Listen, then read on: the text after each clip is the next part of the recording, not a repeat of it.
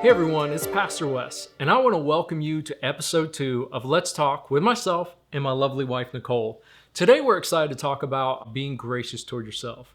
We're going to cover some things like how to create a safe place in your home, how to create a safe place in your environment to work through some things, to work through maybe some problems and issues you're having.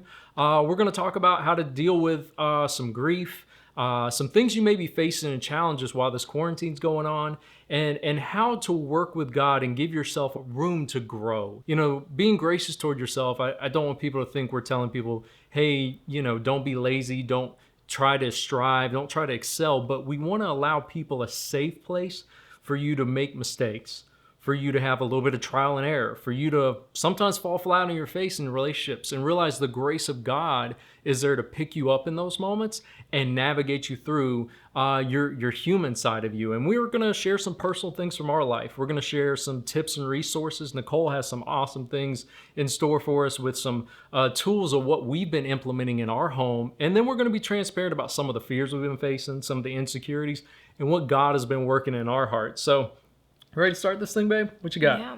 So I've been really hard on myself recently, and you said something, and it was, when you're talking to other people, you encourage them and you say these things and you're so gracious towards them.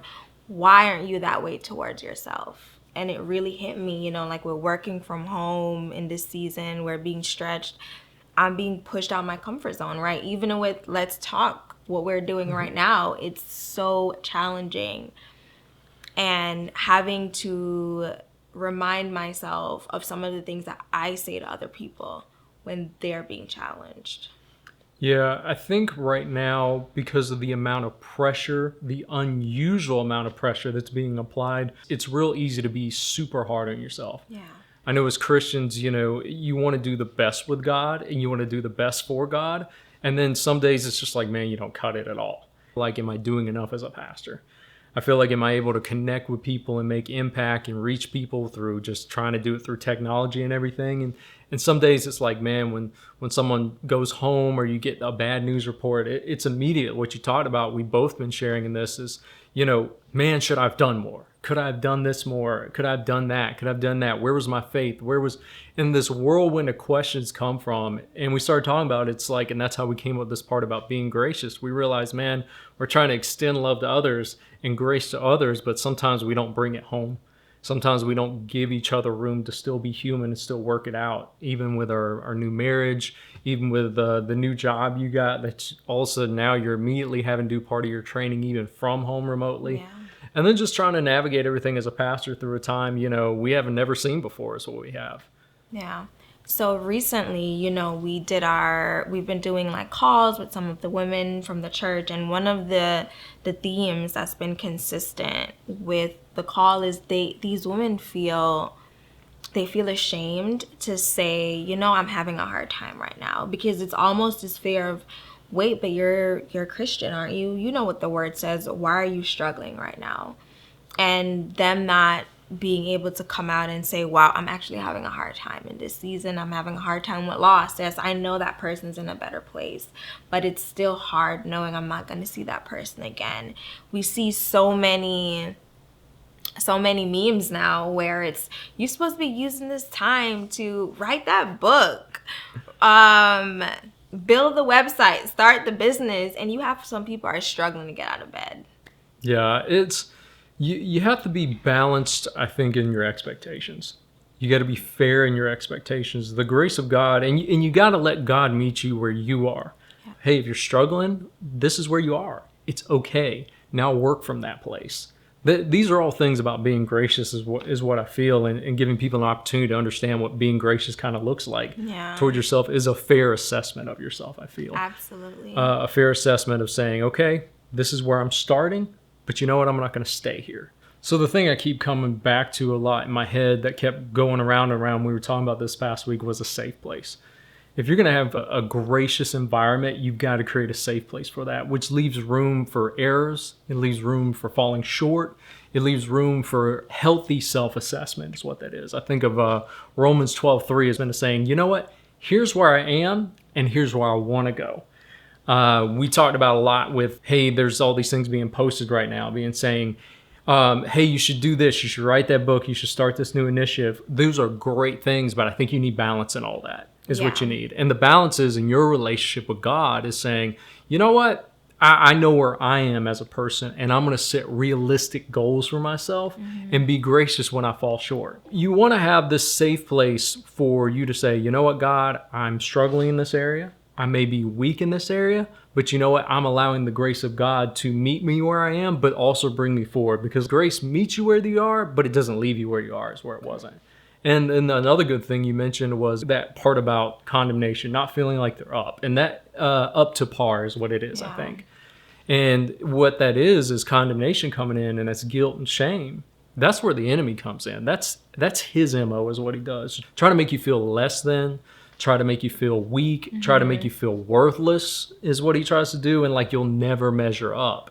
And no matter what you do, no matter how hard you try, he's always going to point at that flaw and be like, you know what? You still didn't measure up here. And sadly, sometimes that happens, hey, some people join his team a little bit and help, and we have to be cautious of that. Yeah. We have to be cautious around the house to not be judgmental in condemning one another when the other one's having a weak moment. Right. When the other one especially has a weak emotional moment.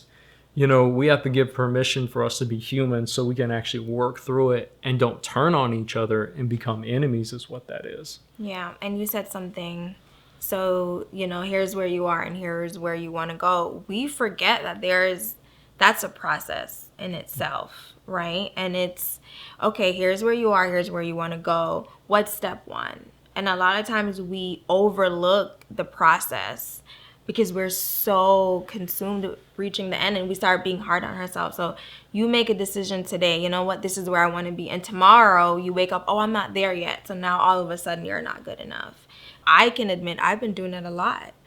And I've been challenging myself, even with this thing that we're doing right now, right? I was super hard on myself. Episode 1, so hard on myself. And you miss what God is trying to do sometimes when you focus so much on being hard on yourself. And that's why I love these conversations, because it gives you that opportunity to sometimes take your own advice. Yeah, you really hit a lot of things. So I'm going to try to rewind some of those things and open up a few of them. The first thing you said was processing. Yeah. Then being gracious in that safe place is giving you time to process things. It gives you time to go through the process. Realize nobody wakes up and is superhuman Christian the next day, is what that is. It's just unrealistic expectations right there. You have to, it's just like the natural progression of life.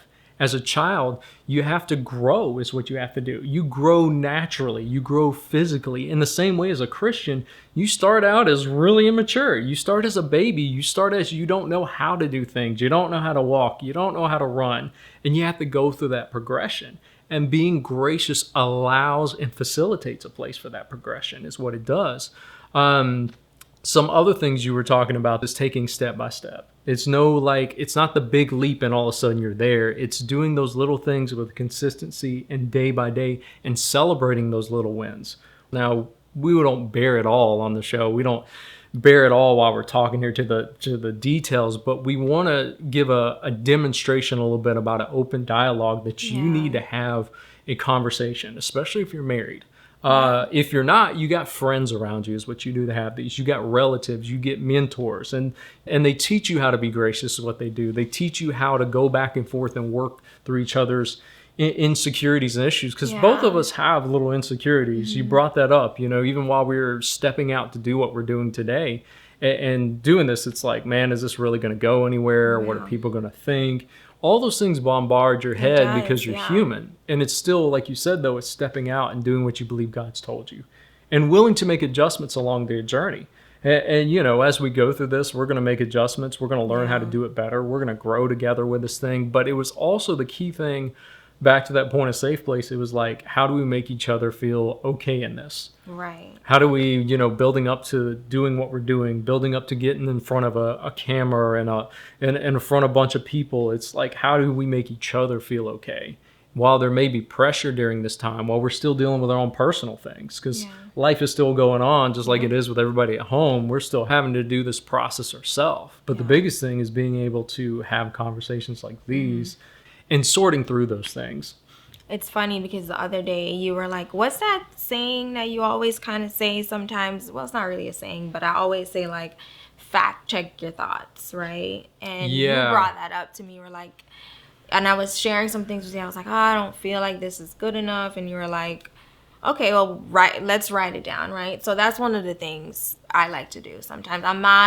It's so funny because I used to say I'm not a big journaler, but I don't even think that's a word, but I started journaling again, and I would just write. God was just like, Nicole, just write it down. Whatever it is that you're feeling, write it down. And he was like, okay, so now go through it. Which one of these are facts? And none of them were facts. And I thought that was it's something so simple, but sometimes it's like when you see some of the things that you're telling yourself on paper, and it's like, wait, that's not true. This is not true. And it's like, what does it mean to be good enough? Right? What does that mean? We're talking about being gracious to ourselves, and we have these goals and these standards that we set for ourselves, but what does that really, really, truly mean when you're like, what does it mean to be good enough? Right.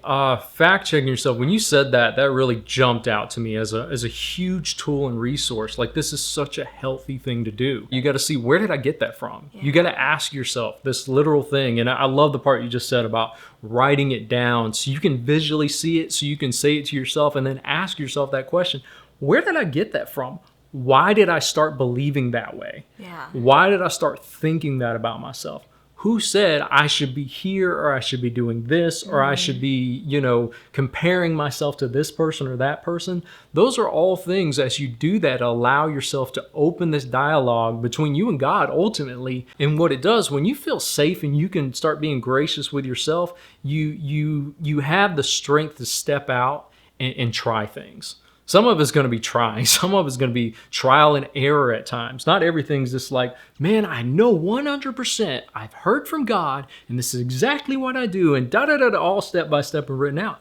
Faith doesn't work like that a lot of times. It does not. And, speaking of faith, right, it's not something that you can necessarily see. Productivity is very similar, right? A lot of times we're like, okay, how productive I was today, and we base it on tangible things. Mm-hmm. And we forget the mental part of that. So being, when you said I'm here and I'm trying to get here, right? So it's like, okay, what steps doesn't involve actual tangible things? And I think we overlook that part of the process. And that's where we start being hard on ourselves, because sometimes you can't physically see the progress that you're making, but internally you're making progress. And you reminded me of that with me. And it's, hey, okay, you wanted to come up with a plan for this project and you didn't get to do it, but now you're in a space where you're actually comfortable in wanting to even do the project. And this is an example of that, right? Everyone that knows me know I am just afraid of public speaking, being on, what's so funny, like, you tell me I talk a lot, but let it be more than 10 people, I'm like quiet as a mouse. But it was like, okay, am I there? No, I haven't arrived, but I have gotten to a place where it's like, God, I'm ready to be obedient. To me, that's a major step. And you said something really key there, was how we measure progress. Progress is in judging ourselves by that. What are you using to measure? What's the expectation? What are you using at home to measure? In comparison is one of the worst things. Like, I'm trying to be X, Y, and Z person. You don't know their story. You don't know where they've been through. They're not you. You're not them. And that's very detrimental to creating a safe place in a gracious environment. But what you got to do is say, you know what I'm going to measure it by? The Word of God. At the end of the day, let's bring it back to home base there. This starts with the building block that starts this all is, what do I know from the Word and what has Jesus said about me? And I start building it from there. Mm-hmm. And I start measuring my progress from there, because you can't say being gracious without tying it back to the one who is grace. And so you got to be gracious with yourself and allow yourself to grow, allow Yeah. yourself to go through that journey, allow yourself to be measured by the right things so you don't come to this place where you keep setting up, well, I didn't arrive. Well, I didn't arrive. I didn't arrive, because eventually you're just going to kind of give up and you're Yeah. going to kind of quit is what's going to happen. And really what we're dealing with is the psychological side of it. Mentally, you have to go in and you got to learn, why am I thinking these things? We're given the part about writing it down. Something you said was, we measure our progress by, the natural things, the physical Right. things. But man, the thing I've learned, the greatest victories and battles you'll have in your life is when you settle the internal things. And I Yeah. always say, I can't control everything else and I Yeah. can't control everyone else, but I can control me. I can deal with me. And all my battles I've realized in life are won and lost with here dealing with Wes. And when you can go through that journey of progress. I encourage people at home right now to, while you're at home, deal with you. Allow God to deal with you, and not in a judgmental, beating up way. That's the whole point while we're talking about being gracious. Deal with you. It's like, man, I'm struggling with this grief right now. I Yeah. don't understand. Give yourself permission to talk about those things. Talk about it with your loved ones, and create that safe place at home. Give your kids permission to talk about that when we're talking about grief and loved ones going Yeah. home. I didn't understand why. Why don't I feel like I can get my schoolwork done? Your kids may be talking. Why don't I feel like I'm measuring up as a husband and able to enjoy the things I want to enjoy? It's creating that safe place, because let me tell you, when you win the wars inside yourself, you'll come out of this thing and things will change around you. Actually, change starts here first at home. Yeah. I have to take that accountability and responsibility. If I don't like what I'm seeing, I first have to start with, okay, what is it that God needs to work through in me? And not that I'm a bad person, not that I should beat myself up, but I should take an honest, sober conversation with God and say, can I adjust something? Can I maybe approach it a Yeah. different way? Can I see it a different way? And those statements like that provide also a gracious environment. If we're trying to, even like us, work through a conflict, if I'm not liking the conflict I'm seeing, the first place I got to start a lot of times is like, okay, either you're doing something wrong, you need to change the way you're looking at it, or you're responding to what she's doing. Yeah. And those are the things, those honest conversations I want people to be able to have.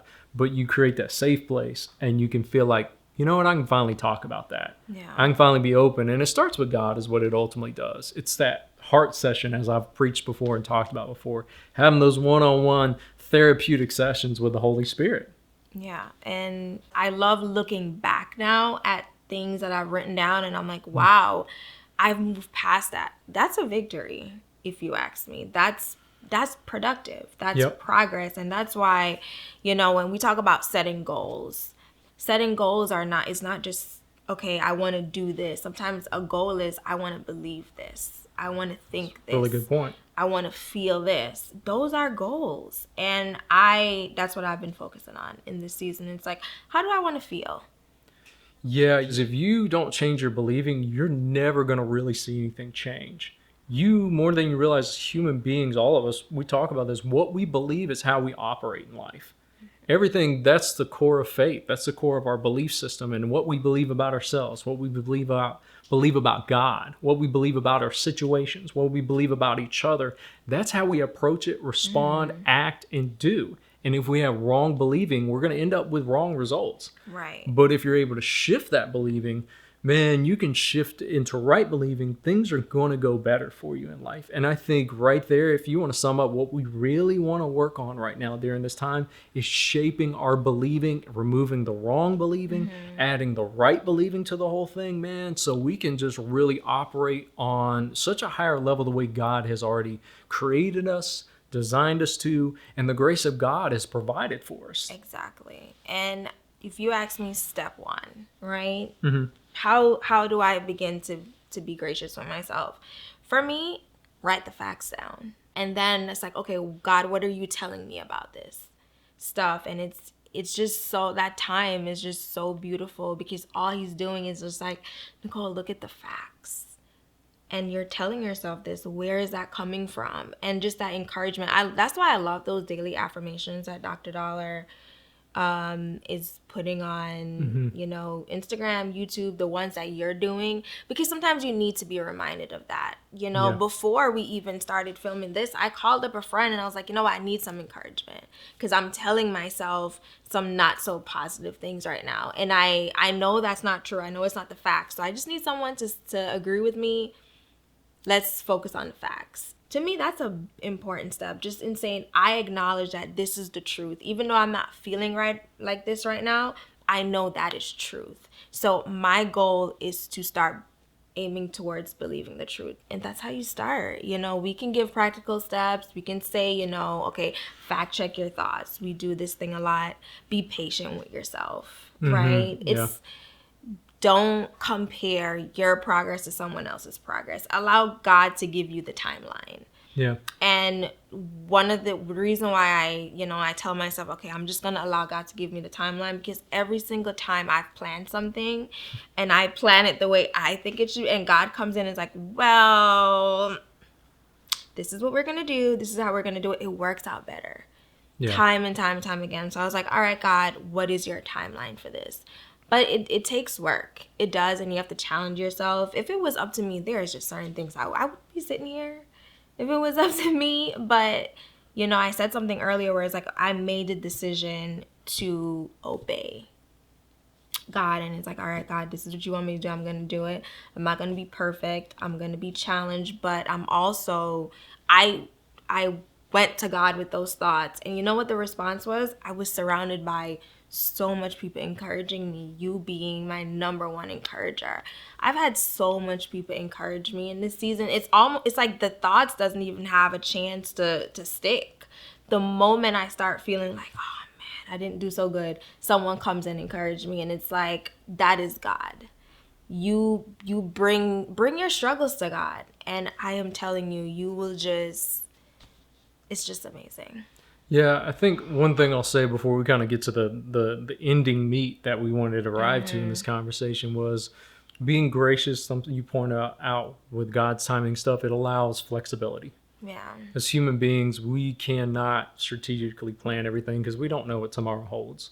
We don't know where we're going to be in 6 months. We don't know all those things. And we don't say that, do not say that as a fear statement. I don't want people thinking that, oh, I have to be afraid of that. Just that's a humble statement that I'm humbly saying that God does know tomorrow, and God does know my future, and God does have it planned out. So let me be flexible enough to adjust when I figure out, when I create a plan that may not been exactly his thing, I can adjust it real quick and flow with him, because God does always know better. I think the last thing coming, the meat of this thing that I wanted to get to, because we talked about, we kind of talked about identified some of the issues people are having, some of the issues we're having and being transparent in our house, the effects of those, a lot of really good tools and resources you brought up and points you brought up for people to work through those things. You identified some great ones. And then the ending here, we want to bring it back to your relationship with God, really. Yeah. One of my messages I preached on that just marked my life forever, because it was so personal to me, is the reason this one marks me. I don't want to even say it was this great, profound message. It just marked my heart and changed my life forever. Was when I talked about heart sessions, and it became my favorite scripture for me that burned on the inside of me, etched on the inside of me, was Proverbs 4:23, talking about guarding your heart above all else. And that's where people understanding guarding your heart is not just don't sin. It's so much more than really that at all. And that's that I feel like that cheapens that scripture if you just leave it at that.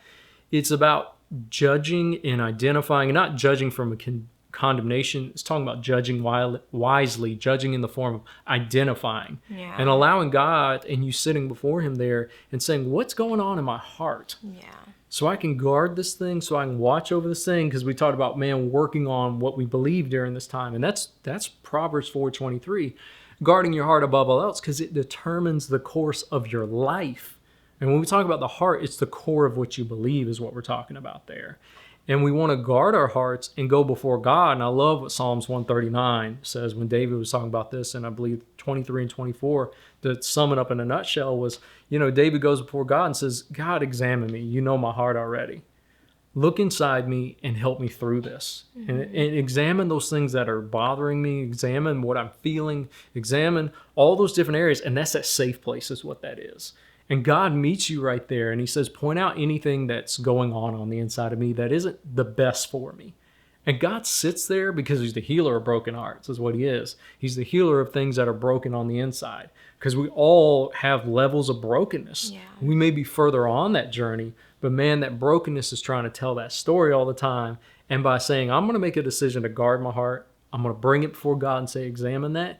God comes in as the healer of broken hearts and heals all those wrong belief issues, is what it is. Man, if you want to really see healing happen on the inside, is you got to identify the wrong believing. And, we share that, yes, between us and God in our personal time, but we also share that in our marriage.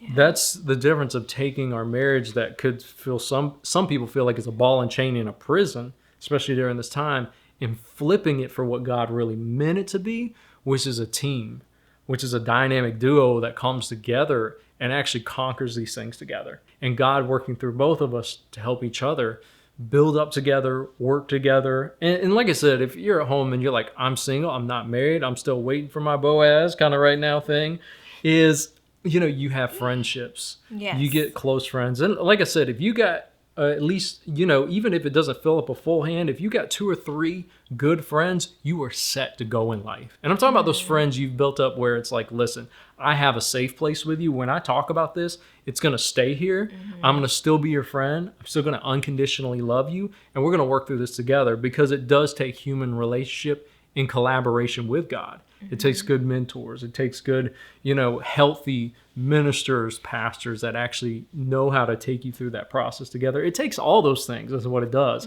You got to build your team when you want to do this. You want to build a gracious environment. I love what Pastor said, man. Your vibe attracts your tribe is what it does. And it serves a lot of truth. Proverbs, where you can get that from, bad company corrupts good character. What that tells you, good company builds good character is what it does on a positive level. So, any final things you want to share before I kind of wrap this up? I just, if someone right now, if you're struggling ultimately with being gracious towards yourself, more specifically, the most important thing I just want you to know, because that's what I'm telling myself every day. It's like, you are loved. Yeah. God loves you. And He loves you in your imperfection. He loves you when you think you're perfect and you're not perfect. God does love you. And whatever it is that you're struggling with, whatever it is that you think you're falling short on, God has already created the environment for you to succeed. He doesn't take us out of seasons when we're not ready to. And like I said, I am being stretched in this season in a way that, to be honest, I thought I would be here in about a year. And it's like, oh, you want to do this when? You mean like 2021? Like April 2021? And it's like, no, right now. And that's a challenge I had to overcome, and I am still overcoming it. But the thing that I told myself is like, God, you wouldn't put me here if I wasn't ready to be here. So what is it that I need to do to believe that I'm ready to be here? Because it's one thing to know, and then it's one thing to actually believe it. So if you're struggling with being gracious right now, I would say start believing what God says about you and make the steps to do that. Yeah, and the final thing I'd say is, when you talk about grace as a noun, to turn grace into a verb, which is gracious, it's fueled by love. Yeah. It's when God loves you, and that love in action for you. That's when we really talk about. That's the core of being gracious. It's love in action is what it is. So like you said right there towards the end there, we want to tell you at home is love yourself. Allow God to love you, to love yourself, to love others, and that's grace flowing to you, grace towards yourself, and then grace towards others. So as we close here, man, I thank you guys so much. Nicole and I appreciate you guys tuning in to us, checking this out, sharing it with others if there's something you enjoyed. We encourage you to comment below. Tell us what you think. Good, bad, and ugly, it is what it is. Well, not too ugly. No. I'm still working on this.